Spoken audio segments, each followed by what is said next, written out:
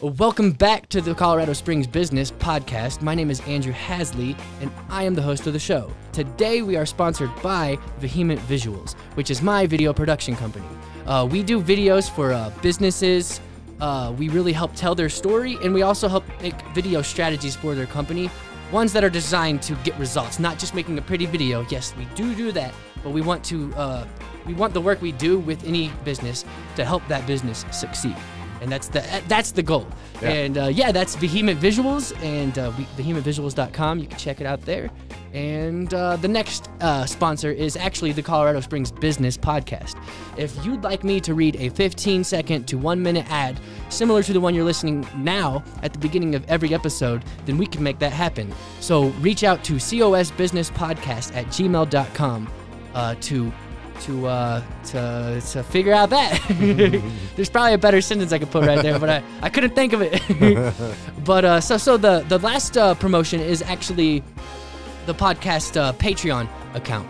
We have a Patreon which that allows like creators to really get paid for the efforts they put into their creative efforts. And so our Patreon account is patreon.com/COSbusiness, and there's bonus content and extra stuff, like extra perks that you can get by becoming a member on our Patreon, which we have a $3 membership, a $5 membership, and a $10 membership, each one increasing in the value that you get out of it. And that's the Patreon account. Cool. So that's all the ads we actually have for today. And I'm going to introduce the guests. Today we have on Ed Wrany, yes, and with Higher Ground Fences, or fencing. So in a sentence or two, tell us what you do. We build fences. We build a lot of fences, a lot of custom cedar type fencing, chain link, vinyl, split rail. I mean, pretty much anything that comes down the road our way, we'll give it a shot. Sweet. Actually, I'm gonna do an editor's note right here. Pop in some of those fancy, nice custom cedar fences right here. Yes. Where's it at? It would be on the left side, or this side right here. All right, so yes, I can't wait to get into that, and I'm gonna roll the intro music. Cool. This is a show where we have real conversations with entrepreneurs and business owners who are mostly in Colorado Springs, doing things in the community of Colorado Springs. Ed, I'm happy you're here. Yeah, me too. Sweet. So these custom cedar fences, how custom can they get? You know, we've had clients approach us with ideas, stuff they see online, on Pinterest, whatever it may be, to see if we can build it. We try to work with them and come to some kind of good compromise. Okay. Sometimes the ideas they have don't really pan out too well, and we can kind of see where it's going. So we try to steer them away from something that may not, be the desired effect. Because you guys have expertise in that, and you guys can understand, like, this just won't work for what you have. Exactly. We as much as we'd like to make you a fence out of old pallets, it's not going to look very good. Yeah, for sure. Yeah. So you guys are artists in a way. Yeah, definitely. We do a lot of custom kind of stuff, and they make great pictures, great advertising. People love to see them. We get a lot of compliments on it. We get a lot of clients who call us specifically because they've seen our work. Yes, they've seen our pictures online. Come across Facebook or wherever it is. For sure, it works out pretty great. Do you guys post on your stuff on Pinterest? I don't think we've done Pinterest. We don't do a lot of advertising. We get probably 70% of our clients from just word of mouth, past clients. We do maybe $150, $200 a month in Facebook advertising or other, small type things. For sure. But we stay pretty stacked. Yeah, and that's good that you're doing that, even though you have like business. Like I think that's just a good move, especially if you have business flowing. Yeah. Like you never want to get too comfortable. And that's it. You got to keep your name, in the forefront. I learned that the hard way years ago. We were super stacked, and I was like, well, I'm going to stop advertising for a little bit. And bad idea. Next thing you know, we weren't as stacked. And yes, I like to stay busy. That's sure how we like it. So you when you're staying busy, are you also growing, expanding, or do you just keep your team relatively size? I mean, we have our team of guys that we try to make sure they're the priority, make sure they're taken care of, because they do great work and they're good guys. We want to expand. We're probably going to be expanding a little bit next year. The hardest part of that is finding guys that want to work. We had 3 guys we hired about 3 or 4 weeks ago. 3 guys were supposed to start Monday morning. None of them showed up. Oh, wow. And that's the hardest part for anyone in the construction industry or a lot of lines of work is trying to find workers. Yes. You know, I mean, for the right guy who's can show up, you know, and stay till work's done, you know, someone who doesn't have to leave early every day, someone who can, you know, doesn't have to be late every day. Yes. For that right person, we have no problem paying, you know, a good salary. But just trying to find those people, it's pretty rough. Yeah, and that's a big challenge. And sometimes people overlook that when they start a business. Yeah. They think, I'm just going to hire people and it's going to be good. Oh, yeah. No, it's tough. It's tough. You know, but once you find those good people, then, you know, it can definitely flow pretty well. Have you noticed, what about this? Like you go in and you just pay them more. Does that mean better work? As far as people working for us? Yes. Not necessarily. You know, that's another lesson we learned. You know, we tried to, you know, okay, we're going to start at a certain amount, and we got more applicants, of course. But, you know, just because you're going to start off at a good amount, you know, doesn't mean you're going to get quality work. For sure. That's for sure. And then, you know, you can't say, okay, well, you didn't do a great job, so I'm going to take $2 an hour away from you. Once you've already set that. Yeah, you can't just go back on it. You either got to fire them or exactly, or keep a crappy worker. Exactly, and that's the hard part, you know. So, you know, we try to start at a certain wage, and you know, once you've proven you're reliable, you're an asset to the company, not a liability to the company. You know, we have no problem giving you more responsibility, and more responsibility, you know, more money comes with that. For sure. Yeah, well, that's awesome. It's tough. Yeah, Definitely. So you guys do not just custom fences, but any kind of fences? Yeah, we do a lot of you know, pretty much most any kind.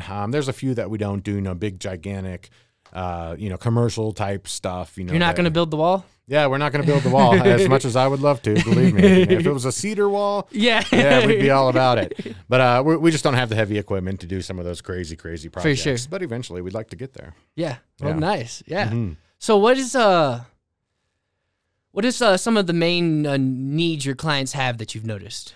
You know, a lot of it's new builds. You know, these new subdivisions going in all over the place. So you got builders kind of hitting you up for that. Yeah. Well, it's not only, we do have some builders that we work with. A lot of it's just homeowners. You know, they need a new fence going into their brand new home, and so we do a lot of those for sure. That's probably about, I'd say, 70% of our business. The other 30% is older fencing. We knock down, put a new one up all over town. That kind of thing. Yeah. So that just is another piece of evidence of how fast Colorado Springs is growing. It's growing crazy fast. When 70% of your business is new fences, like, wow. Yeah, we get a lot of them for sure. Yeah. And, you know, that's good with us. We enjoy those because we don't have to take down anything. A lot of times there's no landscaping in the way. We're the first one on the project as far as outside the home. And so we stretch up the fence. Nothing's in our way. We get in and out nice and quick, and, you know, everything works out pretty well. And you guys are a local business. Yeah. And so what are some of your, like, corporate competitors?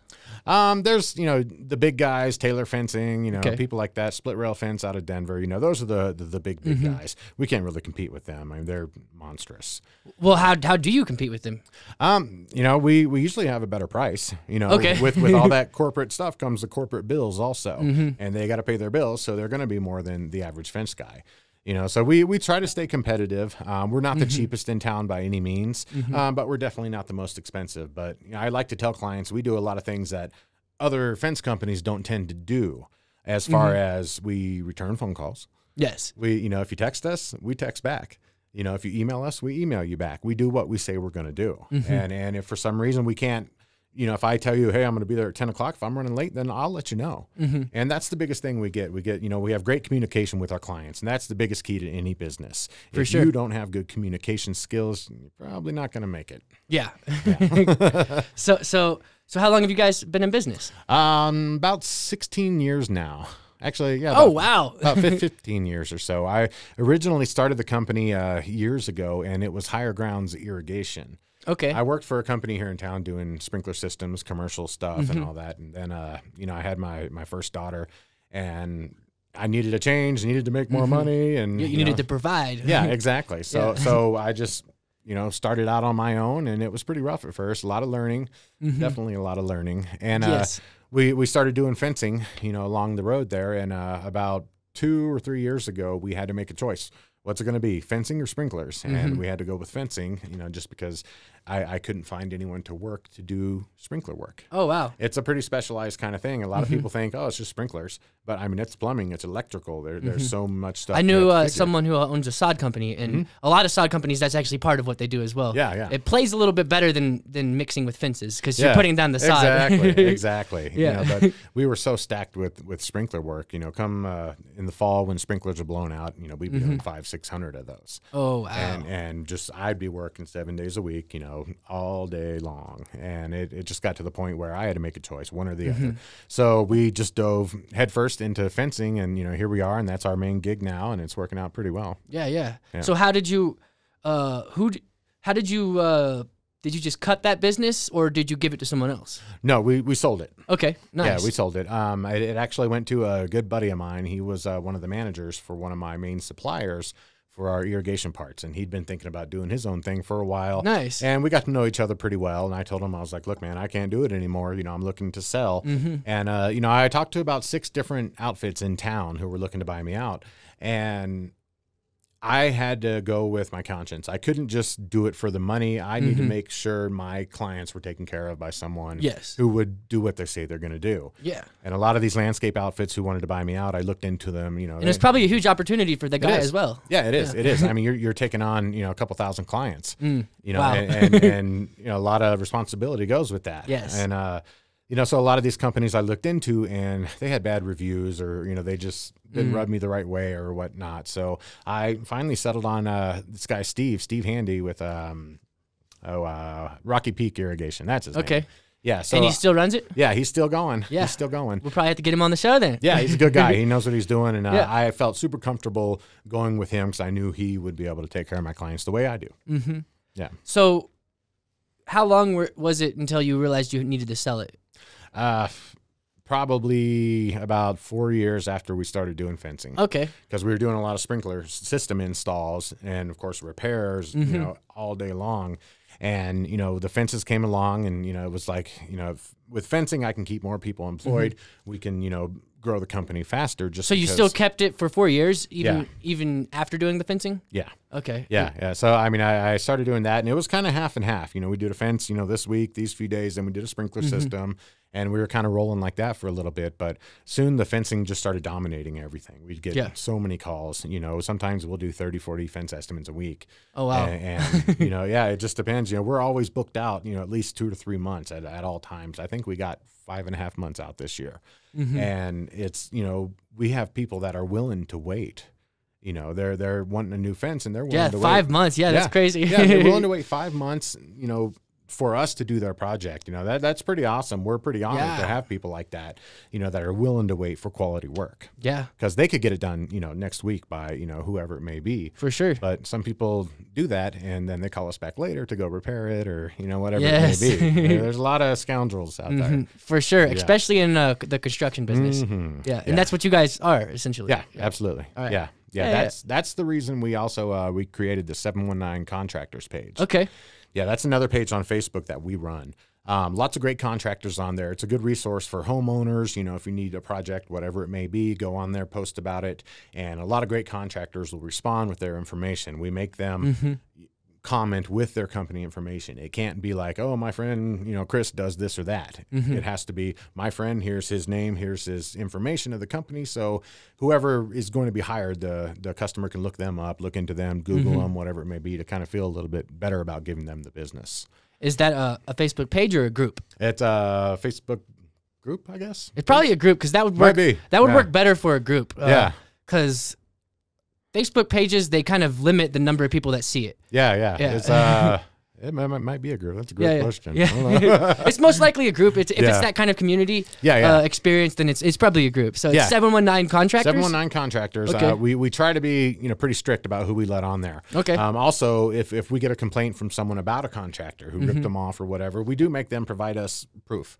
Okay. It can't be just, oh, I don't like this guy. I'm mad now. Yeah, I'm mad because this guy didn't do what I thought he was going to do, whatever it may be. They have to provide us proof that they've been wronged by this contractor, and we'll look it over. We've been in business long enough to kind of know the games that contractors play, as well as the games that homeowners play. Yes. Because it's not, homeowners are always correct, because there's a lot of people out there who are not the most honest. And some homeowners know that they can sue. Yeah. They know. I know my old boss, when we were doing gutters, it damaged. I mean, it's probably I don't know if they did the right thing or the wrong thing, but I know he had to replace an entire deck because of one little wood chip out of a board. That's crazy. Yeah. Yeah. And you know, we try to be reasonable. You know, reasonable as we can with contractors, homeowners, everyone. But there are some people who just don't want to hear it. You know, no matter what you say, no matter what you tell them, whatever evidence you have. I don't know why, but I know one of the reasons could be because they're being greedy, and they want to take advantage of the situation as much as they can. Well, and a lot of people are conditioned to think that, you know, the home or the customer's always right, which is not. That's not always right. Maybe at McDonald's. Yeah. I mean, there's a lot of great people out there. Most people are pretty legitimate. You know, they have concerns that may be legit. But there's a lot of people out there that just want something for free. And even not, I said maybe at McDonald's, but I want to redact that. Maybe in the '60s, I don't know. Yeah, exactly. I mean, there's a lot of good people, and there's a lot of people out to get something. Yeah, so you got to kind of try to wade your way through everything and do the best you can. For sure. So that page, it's. You guys run it? Yeah. Okay. Yeah. I'm one of the admins on it, and another guy that works with me, Larry. Did you start right-hand man. Yeah. Was that like a business move? Or it was more like a community? Yeah. At the time, it was kind of more of a, you know, 1 out of every 2 to 3 appointments I go to, the homeowner's been ripped off. Okay, you're like, what the hell's up with this? Yeah, and you know, to be frank, it was kind of pissing me off. Yeah, you know, because it makes it really hard for someone like me to earn their trust. You know, you have a $10,000 fence you want done, and you want me to do it, I'd be happy to. But you know, I want you to trust me that it's going to be done right, and you get a good job. And you know, I go to all these appointments and see, you know, this guy ran off with my money. This guy built this, you know, fence that wasn't right, you know. And so we were thinking there's got to be something we can do. So we started the contractor page to kind of help people, you know, maybe find someone that's a little more legitimate. And, you know, we try to stress to people that, you know, good work isn't cheap. Cheap work isn't good. And we see that a lot. We get a lot of people who hire other companies, and then they call us to come look at that company's fence job. And we have to explain to them, well, this guy did a great job. You know, you got a good deal. Or sometimes we have to tell them the opposite. You know, you didn't get such a great deal. Let me tell you why. And, you know, I hate to have to be that type of company that looks at other guys' work, but there's so many guys out there that have no business being in construction. They do a lot of bad stuff and a lot of stuff against code, and, you know, that puts the homeowner at risk. Yeah, in construction, it can be very, very dangerous to do that. Very costly. Yes. I mean, you can burn down someone's house, you know, if you're not knowing what you're doing, if you're a plumber sweating some pipe or whatnot. You know, we've seen it happen. Do you know about the event, and it was in Kansas City. It was one of the big buildings, like a skyscraper, and until 9/11, it was like the biggest civilian death toll. It's not, I think that I read that somewhere. Wow. I hope I'm right. Yeah, I don't want it to that's be crazy. But what happened was the mezzanine, or I don't know how they say that word, mezzanine, or right. Yeah, I know what you're talking about. Like the pillars for the second floor or something wasn't held up, and there was like a dance party below it. Oh my god! And it just crushed all of them. That's insane. It's wild. Yeah, that's insane. And you know, that's the reason there's, you know, codes for stuff. That's the reason, you know, they require permits for certain things and legitimate contractors to build them, because there's a lot of guys that'll show up and knock on your door. You know, hey, I can build this. I'm going to be $3,000 cheaper than this bid you got over here. You know, not licensed, not insured. You know, I mean, and red flags are going up all over the place, but a homeowner thinks they're going to save, you know, a couple $1,000s, and it usually comes back to bite them. For sure. Yeah. It's pretty tough. No good. It's no brutal. good. Yeah. So with fencing, what could go wrong? All kinds of stuff. You know, we've seen companies in town install 300 feet of fencing, and the first windstorm comes along. You know, 30 days later, you know, we get those crazy storms in Colorado Springs, and 300 feet laying on the ground. It's pretty windy out here too. Yeah, it gets pretty windy. And you know, I had one client in Fountain. This is probably 10 years ago. It was 3 new homes in a row. They all 3, you know, kind of got together and called me, and I went and I gave them an estimate. And they called me about a week later, and they're like, well, we have a guy that's, you know, he said he can do it. It's going to be about $300 less. And I was like, well, you know, okay, I understand. You know, make sure, you know, you look into him, make sure he's legitimate. And I don't think they did. So they went with this guy to save $300. Just $300. 300 bucks on, I think it was somewhere around $11,000. And, I told them I'd work with them a little bit, but they went with this guy because his time frame was shorter also.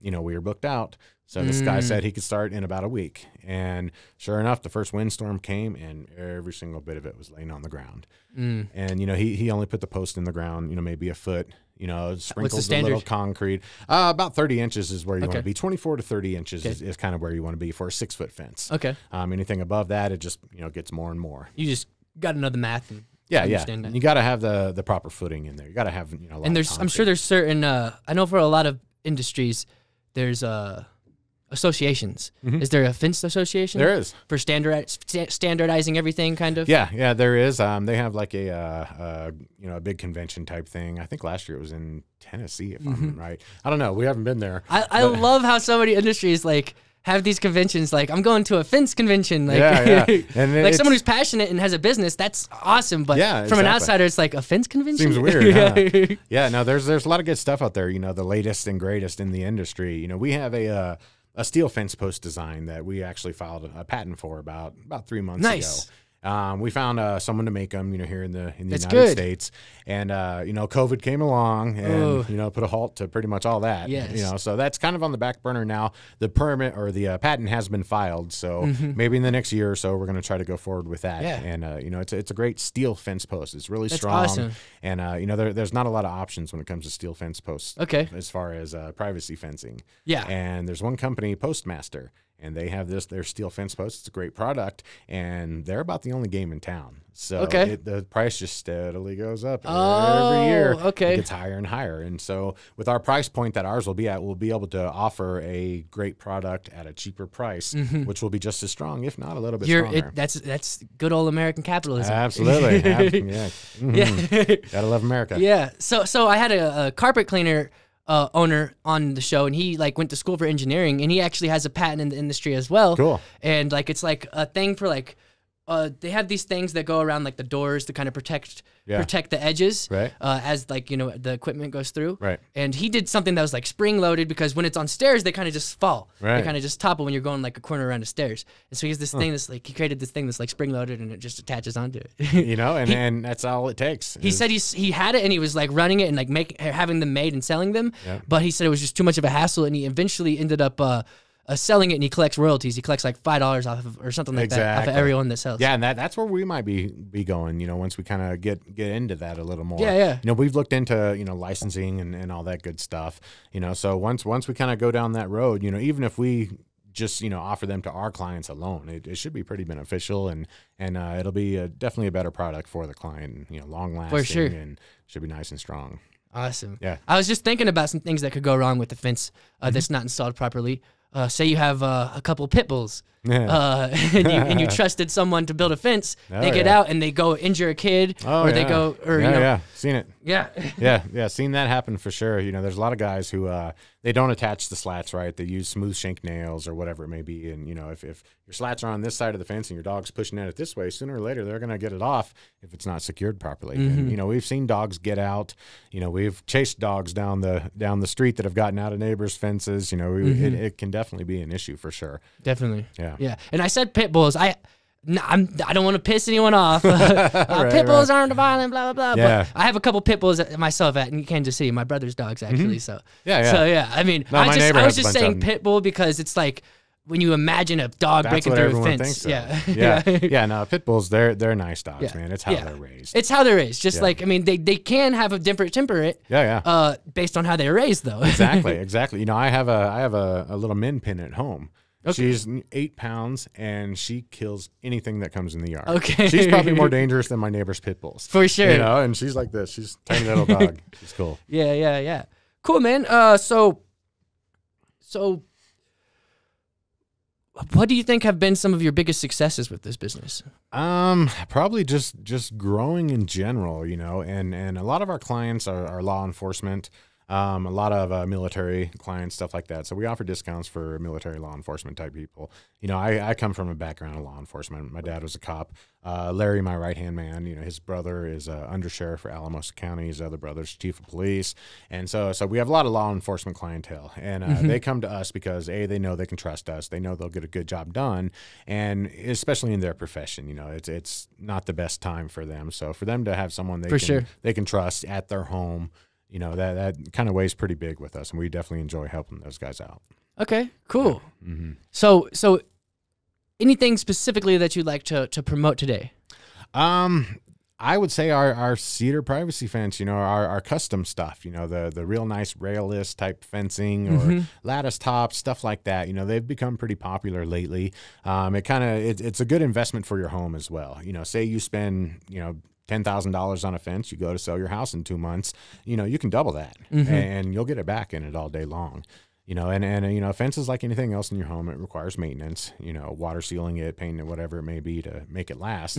But yeah, our custom cedar privacy fence can't be beat. I'm sure you'll be showing some pictures of it or whatnot. At the beginning, probably not right here, but yeah, okay. But yeah, no, there's a lot of good stuff out there. We love the custom work. You know, we like to be creative, you know, and do something that not a lot of companies are able to do. For sure. Yeah, it works out pretty well. That's awesome. Yeah. Yeah, man.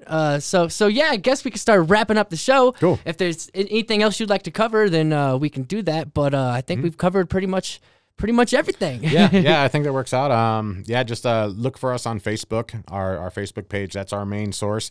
We don't have an actual website. We did, but the traffic we get on social media was 20 times what we were getting on the website. Okay. So, you know, just find us on Facebook. You can set an appointment there. Call me personally anytime, and we can set an appointment. We'll come out and do a good job for you.